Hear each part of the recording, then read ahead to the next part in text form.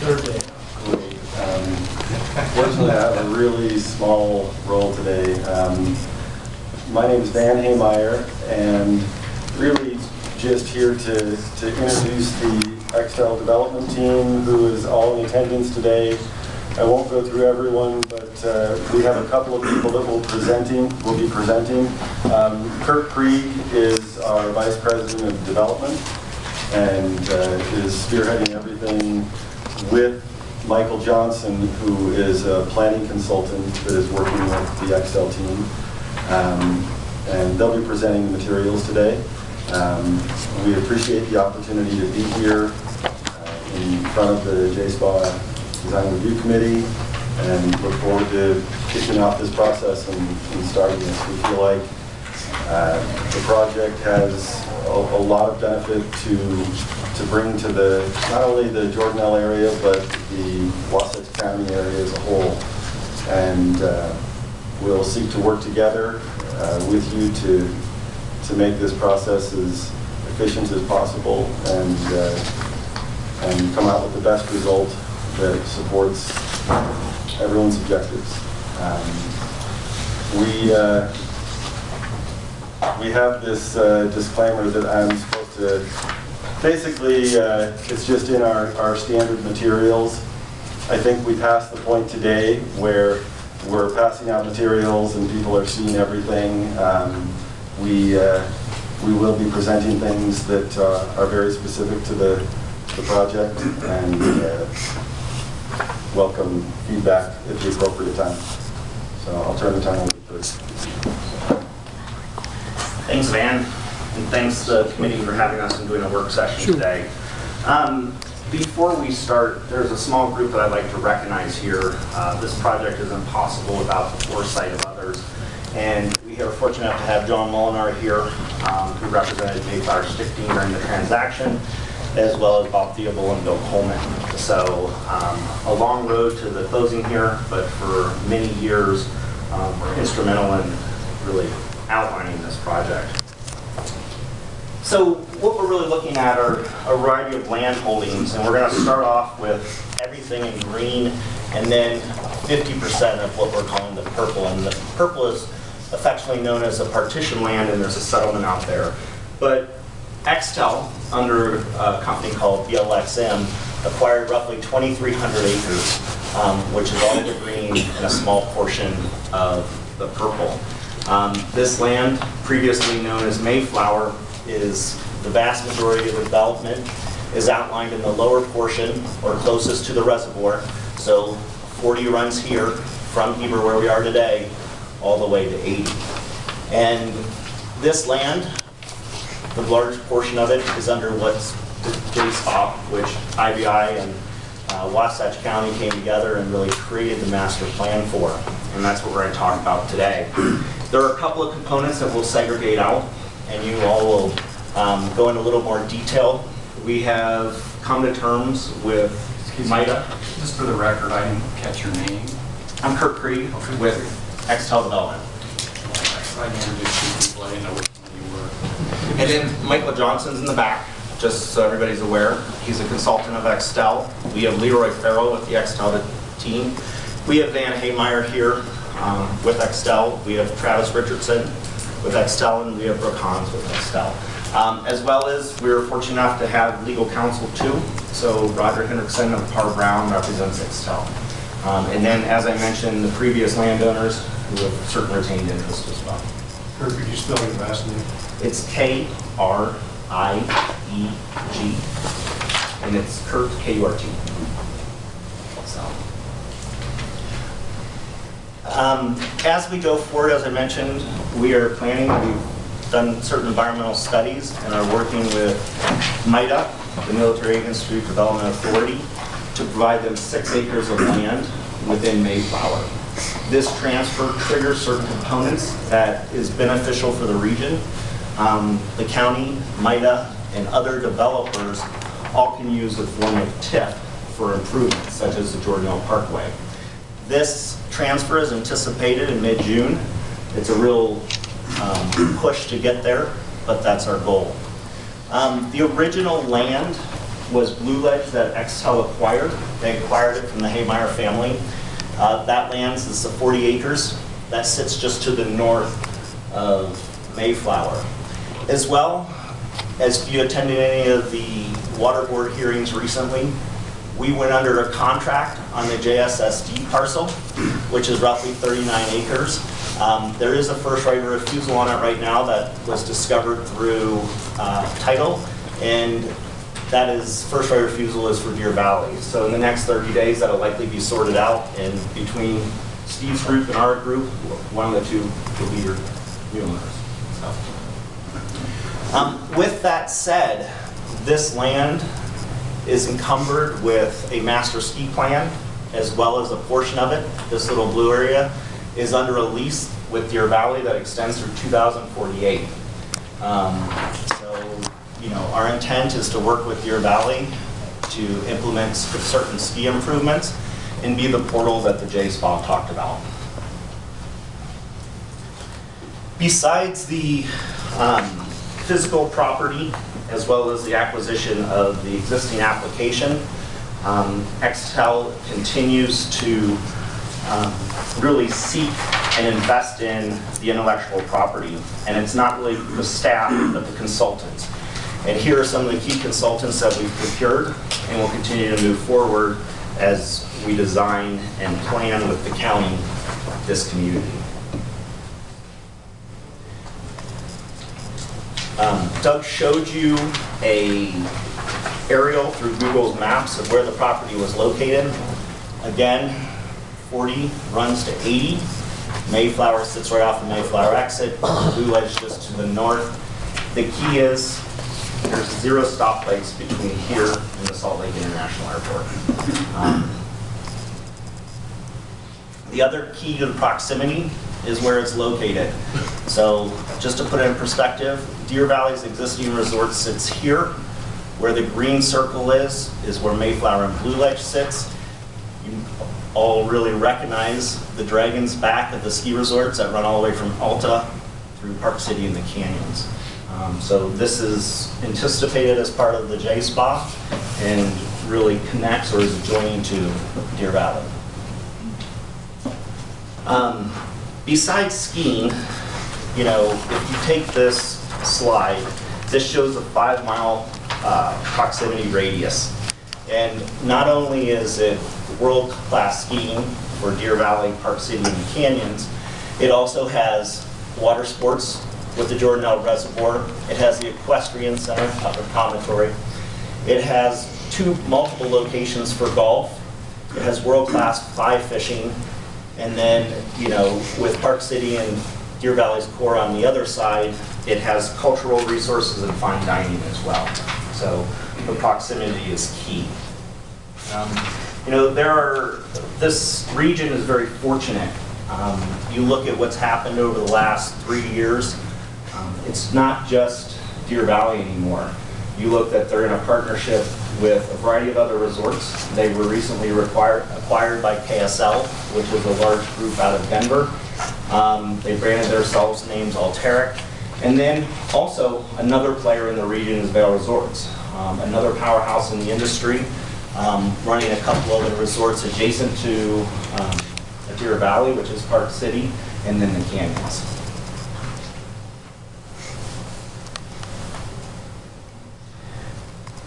Most importantly, when we've been working with planning, Doug keeps bringing up, how are you going to make it a successful year-round resort?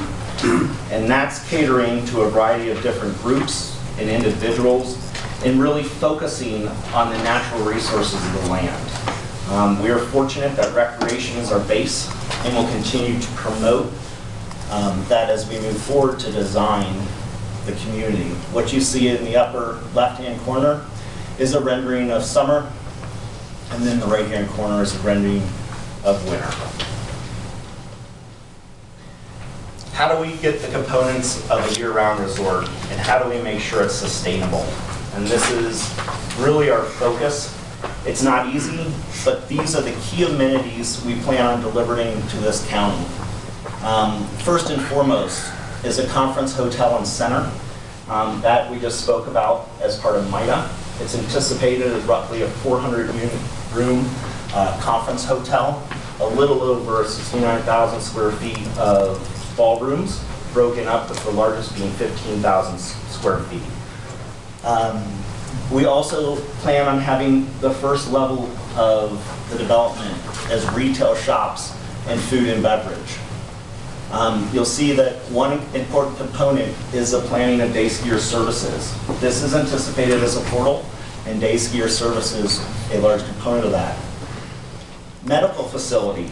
Usually the medical facility at the base of the ski resort is an afterthought, but when we start going into the design and layout and the different hotels we have, we'll have 3 principal hotels that we're planning at the base, and then 1 a little bit up the mountain.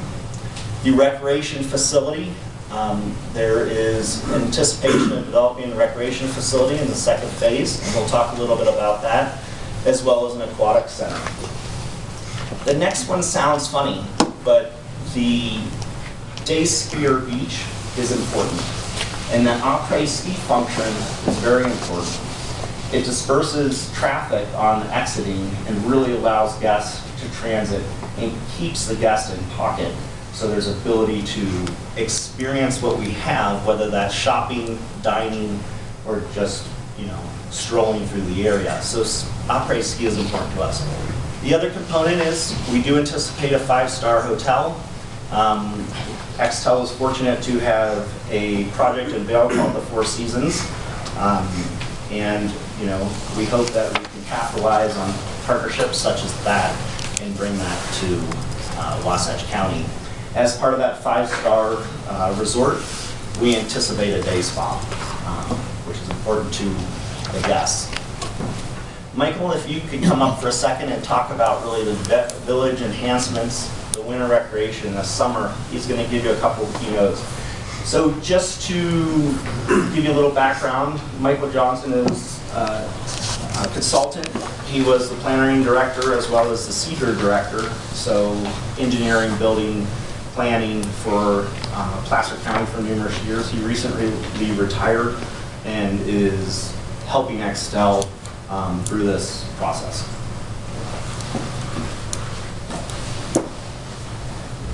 Good afternoon, Michael Johnson with the Johnson Planning Company.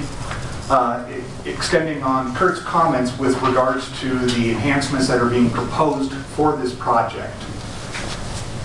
We have met extensively with Doug Smith and the planning staff to find out what amenities the county is looking for. And Doug has emphasized over and over again the need for this to be a 4-season resort. If you look through the JSPA document, it refers to the need for the development of a 4-season resort. And with that, the Extell team has put together a set of activities that will not only complement the area during the winter months, but also during the shoulder season and during the summer months. For the main village center, outdoor music and concerts are seen as a use that is needed in the area and would bring people into the resort. Wedding venues, whether it's in the village area or in the conference center facility, there will be provisions that will allow for wedding activities. Parking. There's never enough parking, and so day skier parking is being provided both in the surface lot as well as in structured parking in association with the conference center. Wintertime, you would have your typical activities, your alpine and Nordic skiing. There will be an ice rink in the center of the village, which will be the focal point. So ice skating in the wintertime converts to a roller rink in the summertime. Once again, providing the opportunity for people to enjoy the outdoor area if they are or are not skiing. Our research has found that 24% of the people that visit a resort don't ski. So you have to plan activities for those people who may have friends and family up on the mountain, but they themselves are not on the mountain. And so a lot of the activities are for people who may not want to ski, but still want to enjoy the outdoor area. In the summer months, the ski slopes convert to mountain biking facilities. They would interact with a variety of hiking trails that would not only go across this project site, but interconnect with existing and proposed hiking trails throughout the project area. Swimming, miniature golf within the village center, and a variety of water sports. As Kurt mentioned, as you all well know, immediately across the freeway is the Jordan Hill Reservoir, and that reservoir provides for a variety of water activities. This project site would provide housing for them to reside in while they're here enjoying the amenities of the Wasatch area. Thanks, Michael. Again, for those who are just tuning in, my name is Kurt Krieg with Extell. I was remiss. Ron Phillips is here today, and a lot of this is only possible as we planned by doing the proper water reservations, the water conversions, and sewer. So we've been working with his team, Max, and really sorting through that. So just wanted to acknowledge that. How does this affect you all? The JSPA. It was planned and anticipated and approved by the county. IBI was one of the authors, and it's the guide to this parcel, or at least the vast majority of it, barring the mighty remote. When you look at the JSPA, it's very clear of the land use. It is high density, medium density, with an outline of low density. So high, medium, low. Traditional design, spoke on the wheel, so it all flows out from the core of the village. Very well thought out. And when you come back and we actually propose an amendment, you'll see that what we outlined will place strategically on these, while these were really placeholders, fit very nicely on top and conform. Substantial conformance, to be exact. What we're looking at here is part of the JSPA is the master ski plan that IBI and Wasatch County worked with the ski area on. It's anticipated long ago that this was going to be a portal. Mayflower was a portal to this area. As well, a key component is the recreational trails. And our team has started working and has hired consultants. They're working with Doug and Don to ensure the proper development and connectivity, not just on our parcel, but on others that are within the JSPA. You had five primary goals when designing the JSPA and approving it.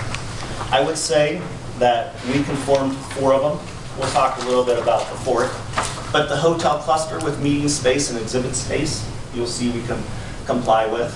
Upscale hospitality, boutique and retail spa, you'll see we comply with. We're not anticipating a golf course. The terrain is, we could have a golf course, but we showed the 5-mile radius slide, and we'd rather provide reasonable transportation or access to those courses and create the club partnerships. A day use beach. When reading the JSPA, this is where I say it's a little tongue-in-cheek. It's more about the Jordan Hill Reservoir, but I would tell you that we have one of the largest ski beaches in the nation. We're 3 times the size of Vail and twice the size of Beaver Creek in the current design. So we'll have the activity and amenities needed, and with a blank slate, we're appreciative that we can design and have that impact. And then lastly, comprehensive trail network.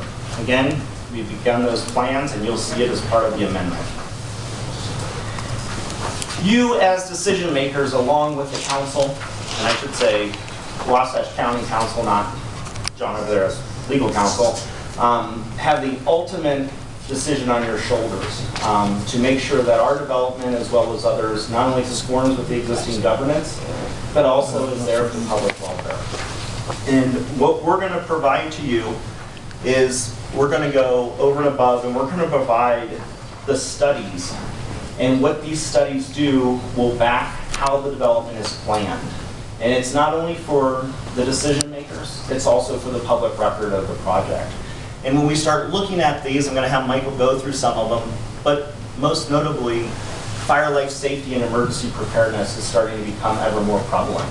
And so we want to build and design a community that is supported by the studies, so that when we come before you for ultimate approval, that you have the backing and the knowledge to make the appropriate decision. And I'm going to hand this over to Michael to talk about a variety of these studies.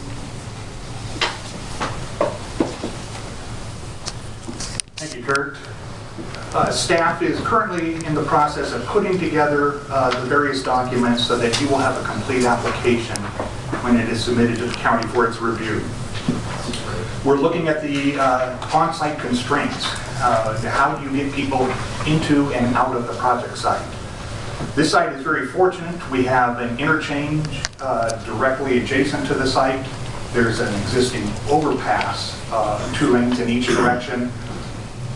And so the major roadway improvements to the project site have already been constructed.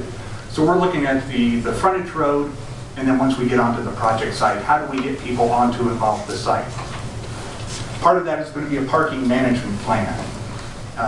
When the key hours when skiers arrive is between 8 and 10 a.m., how do you conveniently and quickly get them onto the site and then up the mountain?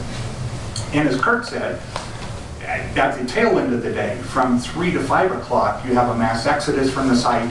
How do you get people out of the area? And one of the thoughts that this team has is providing amenities on the site, in the village area, so that when people are done skiing, they may choose to stay in the village for a while. And this will help meter out the traffic. Instead of everybody leaving the mountain at one time, this will help meter the traffic and minimize the impact to the roadway system. Employee housing, very big issue, and this team will be providing, not only providing, but constructing its affordable housing on site. The housing will not be located off site, it will be on this property. The Extell team is also proposing that this property be a receiver property. So if other builders don't have an opportunity on their sites to build affordable housing, it can be constructed on our site too. The Extell team is very committed to the construction of affordable housing. We know what an issue it is in this area, and we want to be sure that this project addresses its fair share and then some as it relates to the provision of affordable housing on the project site. As Kurt said, one of the biggest issues is wildland safety.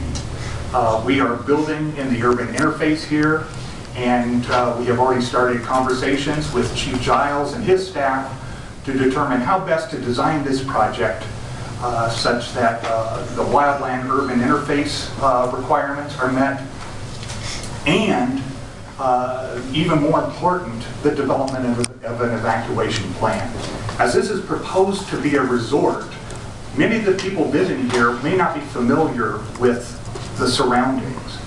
We believe it's important that an evacuation plan be prepared and that each guest be made aware of that when they come to the property, such that in the event of wildland fire, people will know how to exit the area.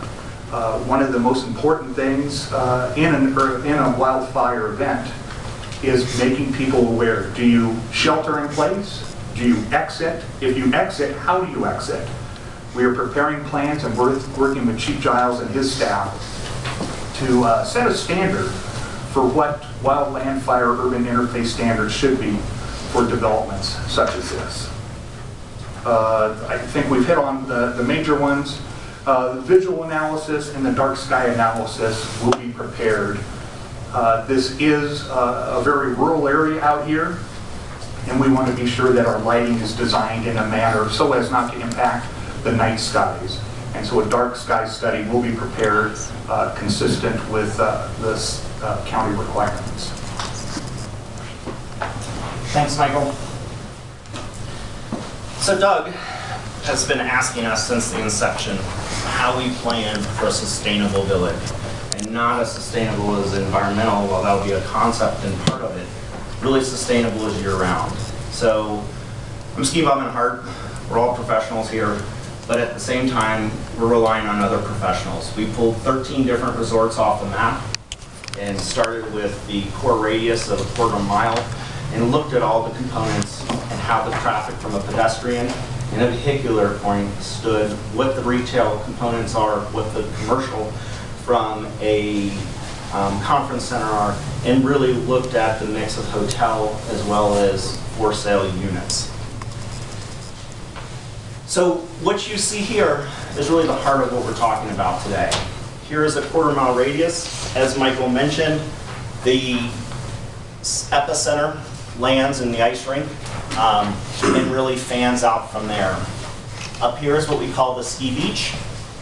Through here is a pedestrian core all the way down to the east. Retail slated on the bottom of these different buildings. But what I'm going to walk you through, not so much on this slide, but how it all pulls together. And we are just in the design phase. There's lots to do. We've consulted numerous groups and continue to consult with them. We've held LDT on since the beginning. We have Oz Architect, we have Hart Howerton, we have Gage Davis, all of which are land planners and architects coming together to make this happen. What you see here is the primary entrance road and vehicular road with an exit out to here. We anticipate a pedestrian core through here, vehicular coming up to the north, vehicular coming up to the south. And again, this is the village core. We have studied and are looking at certain area for founders lots, as well as down here. But we'll present those to you as we move forward. We're really not in that stage yet. We're really here today to talk a little bit and to understand your thoughts on the village core. This village, when you look at it, really has 3 cornerstones from a hotel standpoint, and then one is a recreation standpoint. Up here, we have what we're calling the Day Skier Hotel. 144 rooms is anticipated, as well as day skier services. On a second phase, it would be flanked by condominiums and really be a prime location, roughly 4 stars on the ski beach. As you could imagine, a reasonable brand could be the Pan Pacific, as you see in Whistler, or something like the Limelight, as you see in Sun Valley. Up here, really to the northwest, you see the 5-star hotel, flanked by some condominiums in a later phase. Again, we talked a little bit about that this 5-star hotel, 125 rooms anticipated. We would hope for such a brand, such as the Four Seasons, and actually have started different discussions with these brands. We wouldn't have a ton of conference space in here. We would more have wedding venues. What we don't want to do is compete against ourselves when we come down and look at the conference hotel. So again, day skier and services, 5-star, and then right here, we're calling it the conference hotel. Roughly 400 rooms, 377 at the current drawing, a little over 69,000 square feet of commercial at this point. As part of this hotel, there would be 100 rooms for MITA, or the military.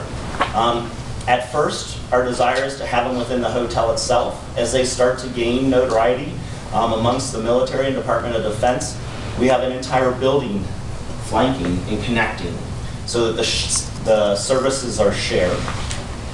This is being designed so that you have all of your entries, all of these locations for your trash mitigation, your medical, and your utilities.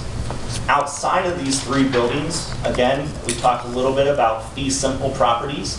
Condos and townhomes are highlighted in gray. And then over here, right next to the day skier parking, 350 spaces for day skier parking, additional spaces under the conference hotel for parking, is a large recreation facility, a little over 60,000 square feet.